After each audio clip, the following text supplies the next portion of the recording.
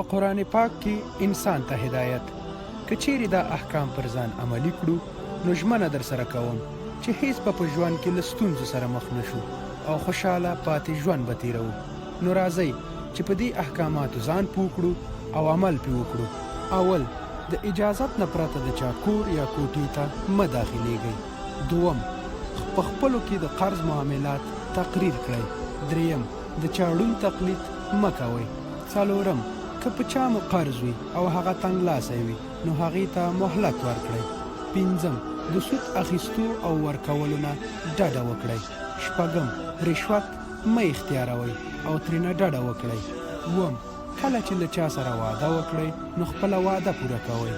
اتم، په خپلو کې اعتماد قایم وساتئ او له بدو ګمانونو ځان وساتئ. نهم، دروغ او رښتیا سره مه یوځای کوئ. لسم، د نورو ترمنځ په انصاف فیصله وکړئ. یولسم، د بد ویلو او د بد زبانۍ ځان وساتئ. دولسم، قار مه کوئ او په خپل قار قابو وساتئ. دیارلسم، د نورو سره ښېګڼې وکړئ. څوارلسم، د کبر نه ځان وساتئ. پنځلسم، د نورو غلطیانې ور وبخئ. شپاړسم، د نورو سره په نرمۍ خبرې وکړئ. اوولسم، خپل اواز ټیټ وساتئ او آرامه خبرې وکړئ.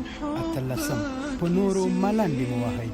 نولسم، د مور او د پلار احترام وکړئ او د هغو خبره ومنئ. شلم، د مور او د پلار بې ادبۍ څخه ځان وساتئ او د هغو په مخ کې د اوف کلمه هم مه وایئ. السلام علیکم.